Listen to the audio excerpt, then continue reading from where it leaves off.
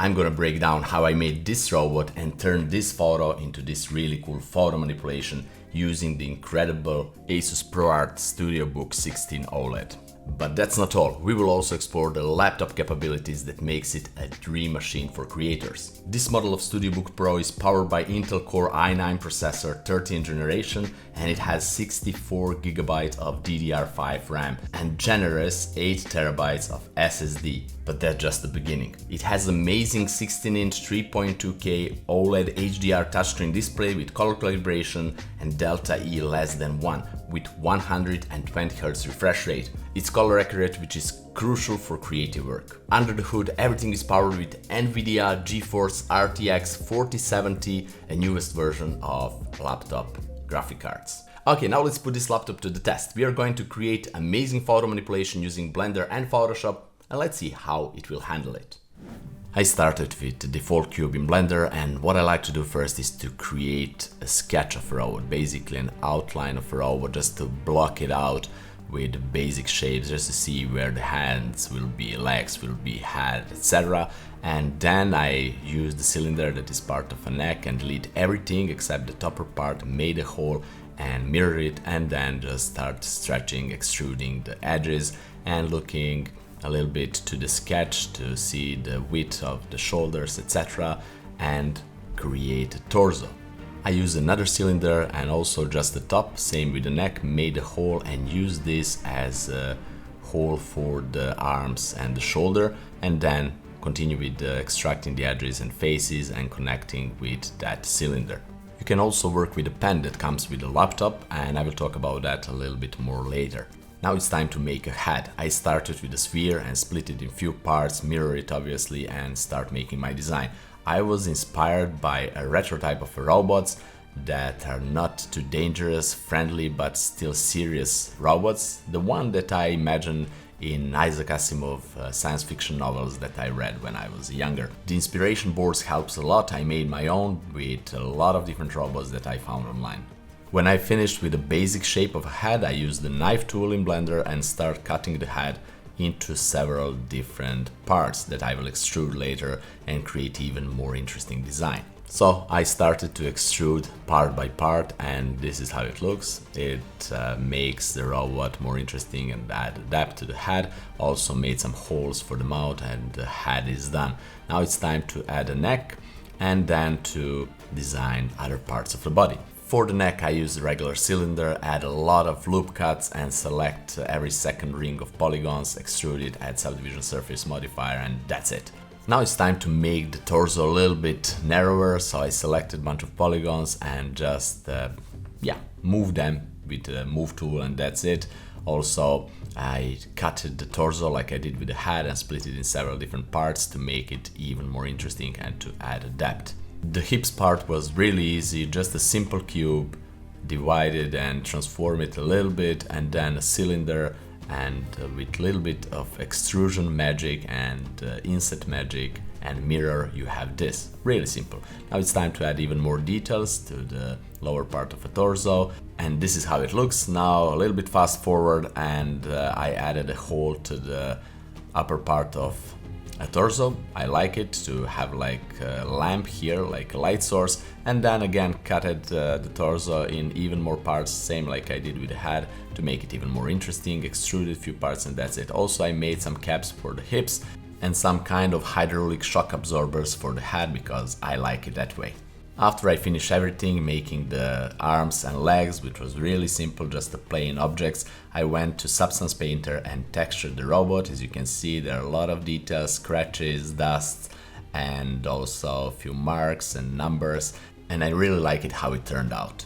Then I went to the workshop and set up the scene, set up my camera and the lights. As you can see right here, I use NAND lights, tube lights to light up the scene. I use a few of them and the regular lamp light as you can see in front of me, and then when you put the overlay on the robot in front of it, you can see it looks really cool. So let's put a little bit more oil to the robot for final adjustments, and then let's go straight to the Blender and I set up the same scene, and I want to show you how powerful RTX 4070 is. You can see this is a real-time rendering preview in cycles, so It's amazing. You can see how fast it renders and how great details are. And I love it. And I want to mention that this robot is only lit with one HDRI light, and I made my own light. It's a spherical type of light for you guys who don't know it. I made it using a 360 camera with a bunch of different exposures, and that's the best way to have identical light from the real world back into 3D.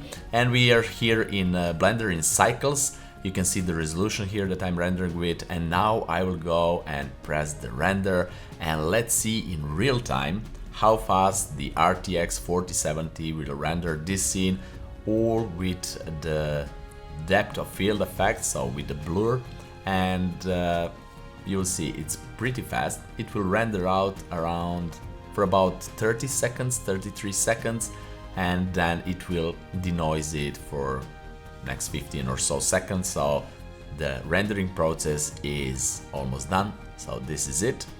We are finished with the render. Now it's time to denoise it, but that's a really fast process, and you will see now the details. I'm so happy with the speed of RTX 4070, and you can see the rendering is really great with all the depth details and other details. You can see the hand here, it's blurred out, so depth of field works perfectly, and yeah, the laptop handled this amazing. Now let's go to the Photoshop and try to combine everything together. Okay, so here I started with Camera Raw and made a copy of the original photo just to add a little bit more depth by adding a darkness to the parts that I don't want to have much interest on, and then pasted the robot back here, and it's time for some tweaking of the robot. Here I'm adding the chromatic aberration to the robot to match the chromatic aberration of the lens of the whole scene. And now I told you that I want to talk a little bit later of the pen and touch capabilities and touch screen. It's amazing. The pen has 4096 levels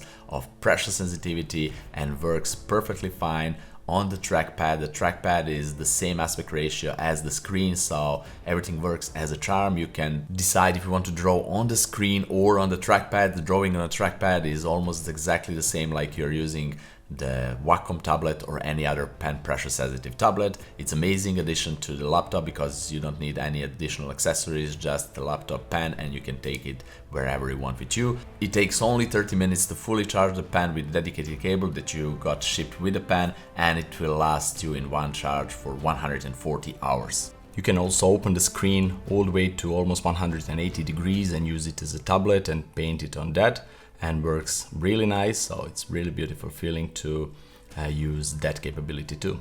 Also, we have an Asus Dial, which is really useful because you can control, for example, the brush size in Photoshop or whatever you want. You just need to go to ProArt Creator Hub and choose any software you want to control and do your preferences. You have multi-function mode or single function. In multi-function mode, for example, in Photoshop, you have a lot of different functions to choose between the brush size, brush opacity, brush smoothing, brush flow, also to zoom in, zoom out, to rotate, and so on and so forth. There are plenty of things, but also you can choose the single function mode, which is also cool, and then you have just to control the brush size without bothering to control anything else. But also that single function mode can be predefined, so you can choose whatever you want. There are a bunch of other features to control your system, to monitor your system, and so on and so forth. And also you can take advantage of color management to make your own color palette for the project that you're doing, or browse Pantone digital colors and using them create a color palette for your project.